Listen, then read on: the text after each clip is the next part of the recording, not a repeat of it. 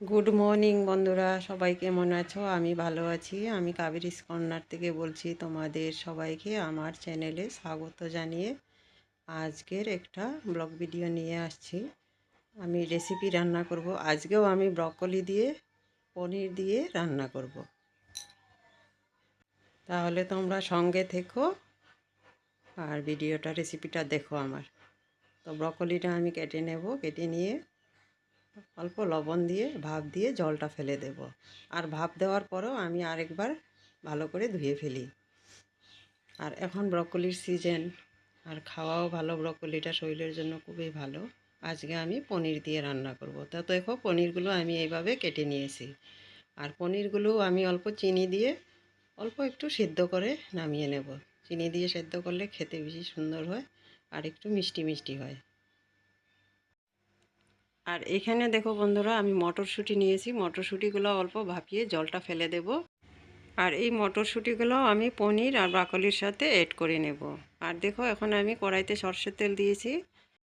তো দেখো বন্ধুরা, সর্ষের তেল গরম হয়ে গেছে। এবার আমি ব্রকলিগুলো ভাজা করে তুলে নেব। দিয়ে দেব সামান্য একটু হলুদ গুঁড়ো। লবণটা আমি ভাপ দেওয়ার সময় দিয়েছি, এবার আর লবণ দেব না। আর ব্রকলিগুলো খুব সুন্দর করে আমি ভাজা করে নেব। আর এইদিকে দেখো, মশলা নিয়েছি আমি রসুন, কাঁচা লঙ্কা আর পেঁয়াজ। এগুলো আমি কুচি করে কেটে নেব। আজকে আমি কোনো বাটা মশলা অ্যাড করব না, শুধু গুঁড়ো মশলা অ্যাড করব, জিরার গুঁড়ো, আর দিয়ে দেব হলুদ গুঁড়ো। আর বাকি সব কেটে কুটেই দেব। তো দেখো বন্ধুরা, ব্রকলিগুলো আমার ভাজা করা হয়ে গেছে। এবার আমি তুলে নেব।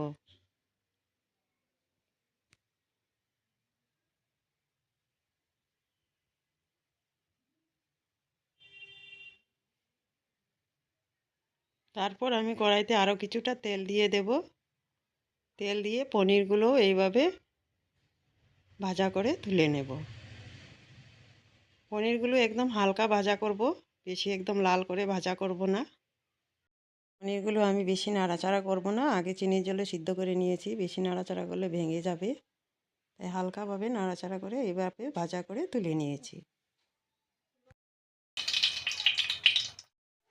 এরপর আমি দিয়ে দেব কড়াইতে রসুন।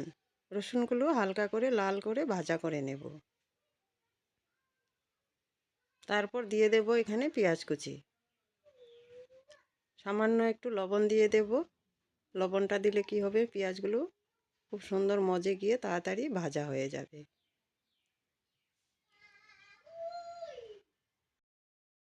তো দেখো বন্ধুরা, এবার আমি একটা আলু কেটে রেখেছিলাম, আলুটাও দিয়ে দিলাম। দিয়ে এখন কিছুক্ষণ ভাজা করে নেব। তারপর এখানে দিয়ে দেব আমি ঝালের জন্য বুট মরিচ তেলে দিয়ে রেখেছিলাম, মানে বুট জলকিয়া। ঝালের জন্য এই তেল থেকে বুট মরিচগুলো তুলে দিয়ে দেব। এটা কিন্তু ভীষণ ঝাল, আর মরিচটা কাঁচা ছিল, তাই এই কালারটা এমন হয়েছে। তারপরও দিয়ে দেব দুইটা ছেঁড়া কাঁচা লঙ্কা, হলুদ গুঁড়ো দিয়ে সুন্দর করে মিক্স করে আরও কিছুক্ষণ রান্না করে নেব, যাতে আলুগুলো সিদ্ধ হয়ে যায়, ভাজাও হয়ে যায়।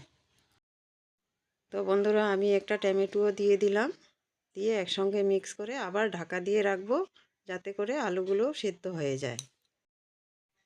তো দেখো বন্ধুরা, আলু, টমেটো, পেঁয়াজ একসঙ্গে খুব সুন্দর ভাজা ভাজা হয়ে যাচ্ছে। আমি দিয়ে দেব এবার সামান্য একটু জল, যাতে করে আলুগুলো আরও সুন্দরভাবে সেদ্ধ হওয়ার জন্য। তারপর আবার মশলাগুলো সুন্দর করে কষিয়ে নেব, যাতে করে আলুগুলো সেদ্ধ হয়ে যায়। তো দেখো, মশলাটা খুব সুন্দর কষানো হয়ে আসছে।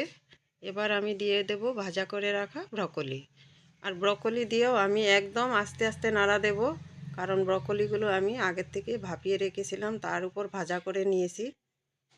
আর এবার দেব আমি ভাজা করে রাখা পনির।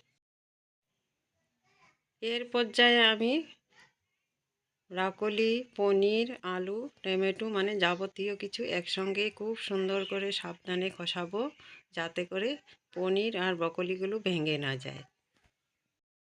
এবার আমি দিয়ে দেব অল্প করে জল। খুব একটা বেশি জল দেব না আমি, এটা মাখা মাখা হবে। এবার দিয়ে দেব মটরশুঁটিগুলো সেদ্ধ করে রেখেছিলাম, দিয়ে দিলাম। এইভাবে আমি আরও 10 মিনিট রান্না করে নেব। তো এবার আমি ফিরে আসলাম বন্ধুরা। দেখো ব্রকলি দিয়ে, পানির দিয়ে, মটর দিয়ে রান্নাটা হয়ে গেছে আমার। এবার আমি তুলে নেব। আর এই রেসিপিটা কিন্তু রান্না করতেও যেমন সুন্দর, খেতেও কিন্তু খুবই সুন্দর হয়েছিল। আর তোমরাও এভাবে ব্রকলি দিয়ে রান্না করে খেয়ে দেখো বন্ধু। আর বন্ধুরা, এই ব্রকলির পনিরের তরকারিটা রুটি পরোটার সঙ্গেও খেতে কিন্তু দারুণ টেস্টি হয়েছিল, বা গরম ভাতের সঙ্গেও খেতে পারো। আর তোমরাও এইভাবে রান্না করে খেয়ে দেখো ব্রকলি, পনির আর মটর দিয়ে। না খেলে তো বুঝতে পারবে না এটার স্বাদটা কেমন, টেস্টটা কেমন। খুবই টেস্টি হয়েছিল। আর যদি আমার ভিডিওগুলো তোমাদের ভালো লাগে, অবশ্য লাইক কমেন্ট করে শেয়ার করে দিও বন্ধুরা। আর যদি কোনো নতুন বন্ধু হতে চাও বা হয়ে আছো, তাহলে আমার চ্যানেলটা সাবস্ক্রাইব করে পাশে থাকা বেল আইকনটা প্রেস করে দিও, যাতে করে আমার নতুন ভিডিওগুলো তোমাদের কাছে তাড়াতাড়ি পৌঁছে যায়। নোটিফিকেশন পাওয়ার সাথে সাথে সবাই চলে আসবে। আর আমার নতুন পুরানা আমার ইউটিউব পরিবারের সব বন্ধুদের আমার অনেক অনেক বুক ভরা ভালোবাসা। আর আজকের ভিডিওটা এখানেই শেষ করলাম। সবাই ভালো থাকবে, সুস্থ থাকবে, সাবধানে থাকবে। আমার দেশের বন্ধু, দেশের বাইরের বন্ধু সবাইকে আমার বুক ভরা ভালোবাসা।